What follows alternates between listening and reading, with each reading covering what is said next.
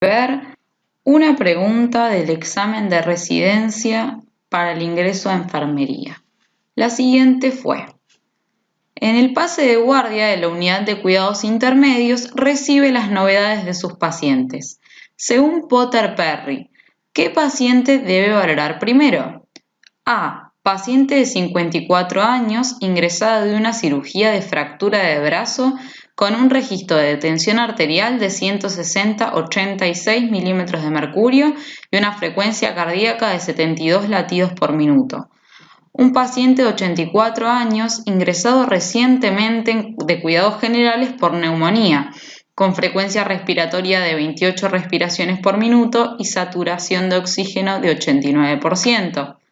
Un paciente de 63 años con úlceras venosas por diabetes, temperatura axilar de 37,3 y frecuencia cardíaca de 84 latidos por minuto. O la D, un paciente de 77 años con una mastectomía izquierda hace 2 días, con frecuencia respiratoria de 22 respiraciones por minuto y tensión arterial de 148/62 milímetros de mercurio. Pasemos a determinar cuál es el paciente que requiere nuestra atención prioritaria. Lo primero que nos debemos preguntar es cómo determinar prioridades de atención al momento de la atención de los pacientes. Lo primero que debemos evaluar son las constantes vitales y el estado de conciencia del paciente. Cualquiera de estas que se encuentre fuera de los valores normales, debemos prestarle especial atención al momento de la atención al paciente.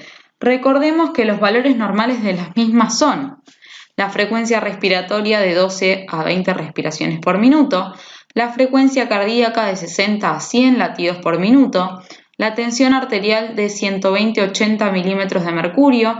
Esto es importante recordar que existen variantes tanto en los niños como en los adultos mayores, temperatura de 35 a 37,5 y saturación de oxígeno de 95 a 100%.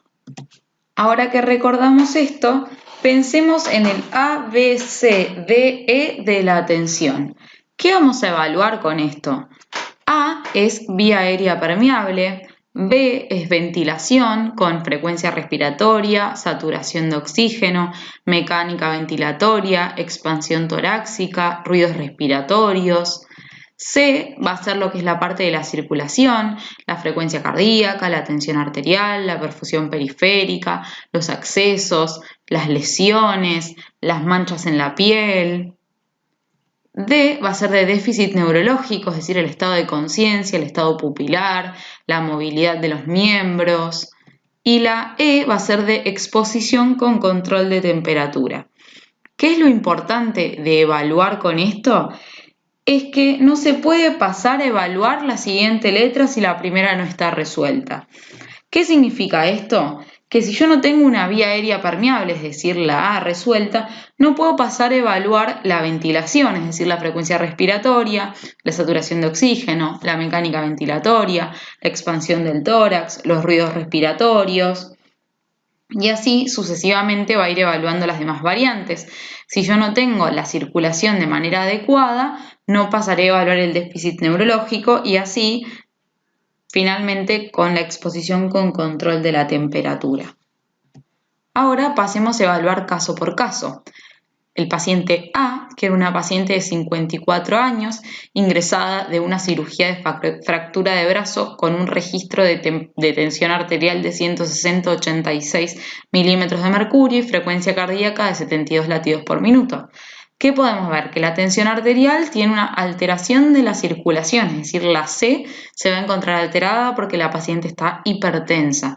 Y lo que es la frecuencia cardíaca, si recordamos los parámetros normales, la paciente va a estar normocárdica. La B, paciente de 84 años, ingresado recientemente de cuidados generales por neumonía, que presenta una frecuencia respiratoria de 28 respiraciones por minuto y saturación de 89%. Acá que podemos ver que el paciente está taquipneico, o sea que va a tener una alteración en la ventilación, en la B de nuestro ABCDE, y saturación también va a estar desaturando, por lo que va a tener una alteración también de la B, de la ventilación. Pasemos a la tercera. paciente de 63 años con úlceras venosas por diabetes, con temperatura axilar de 37,3 y frecuencia cardíaca de 84 latidos por minuto. En este paciente podemos ver que está normotérmico y normocárdico, no presenta ninguna alteración. Y la última, paciente de 77 años con una mastectomía izquierda hace 2 días, con frecuencia respiratoria de 22 respiraciones por minuto y tensión arterial de 148/62 milímetros de mercurio.